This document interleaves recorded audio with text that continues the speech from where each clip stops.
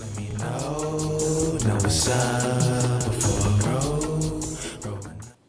Hi, nestle in for an episode of Super Js Yummies. I'm going to teach you a variety of techniques to extract the THC, the active ingredient in marijuana, from the marijuana, and also some fantastic recipes to bake with that weed butter once we're done with that process. Now, we're not going to focus too heavily on the science behind that. There are other videos out there that can teach you the chemistry behind the THC extraction and why it bonds with butter. What we do know is that THC bonds well with lipids or fats. So that's why we cook with butter as opposed to low-fat margarine. And also, it's going to make your cookies taste so much better. So now we're going to actually make the butter. So I start with a pound of butter and an ounce of marijuana, ground marijuana. It's best to grind it because that increases the surface area, which helps with the extraction. Now, you can adjust these ratios. If you think that an ounce is too much, certainly adjust it because edibles will hit you a little differently than just smoking a joint. Now, for example, I've actually started with a half pound of butter and a half ounce of marijuana because I've reserved some. I want to make some other recipes, so I've reserved a half ounce for another technique. So what we're going to do is we're going to start with heating our pan and melting the butter on medium-high heat and then turning it right down. So that's what I'll start with now. So I'm going to add my half pound of butter, and we'll let that melt, and then we'll proceed to add the marijuana. So now our butter has been simmering for 45 minutes, and I've let it cool. It's important to let it cool so it absorbs all of the goodness and has time to do that. So this is what it should look like after about 45 minutes of simmering and cooling. Now you have to strain the butter to get rid of everything that is left behind. Now you can use a cheesecloth. A lot of people use a cheesecloth. It's a lot less messy. Just to add the weed to the cheesecloth and then add it to the butter. And before you cook it down, or you can strain it through a cheesecloth. But I'm just going to do all old school through a strainer and into my 4-cup measuring cup. And look at the color.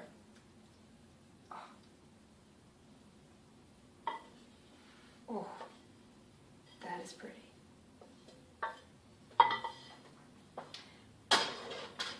So we'll just take a look at that.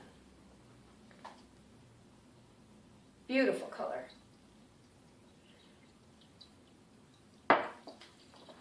So now I'm going to take the back of my wooden spoon and just press it through the sieve the best I can.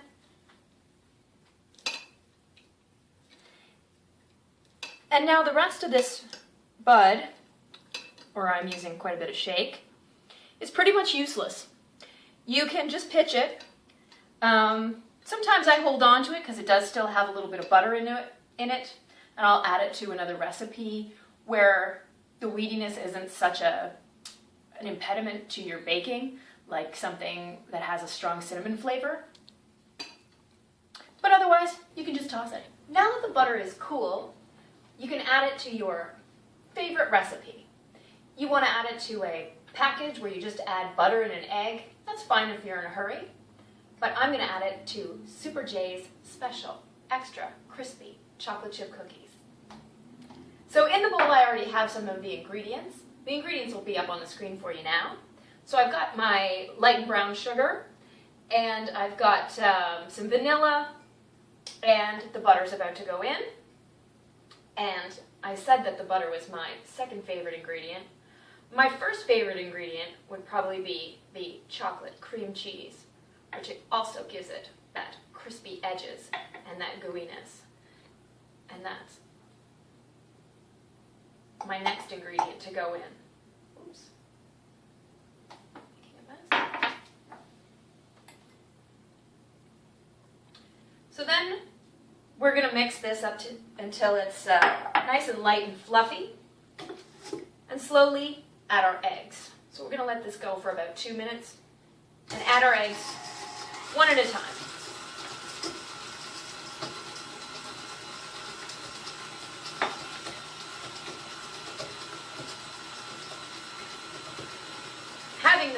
stand mixer is great because it keeps your hands free.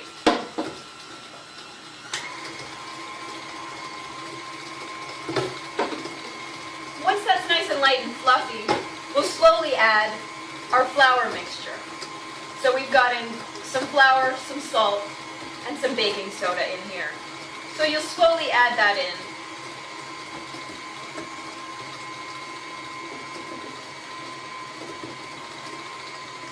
I want to turn it down a bit so you don't have too much of a mess.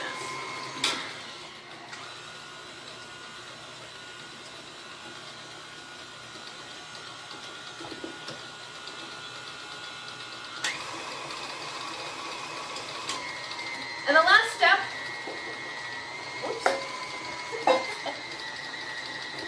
Oh, I forgot the egg.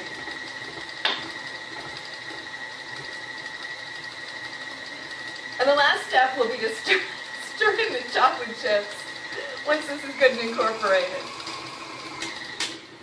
So now I had time to clean up my little mess, and I'm going to add my chocolate chips. And you're just going to stir these in. My consistency of my batter looks perfect. You want not a really dry mixture for this batter, because you want a crispy chocolate chip cookie and a gooey on the inside cookie. So this looks pretty good and incorporated, and the batter looks great.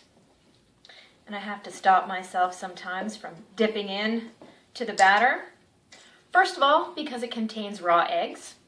And second of all, because I can remember a time where Super J was sitting on the floor because she was probably drinking too, but she sampled too much of her cookies and had to take a little breather. So now we're going to refrigerate this batter for 2 hours. So again, if you don't have that kind of time, or you don't want to devote that kind of time, just pick a different recipe. But I love these cookies, so I'm going to be patient.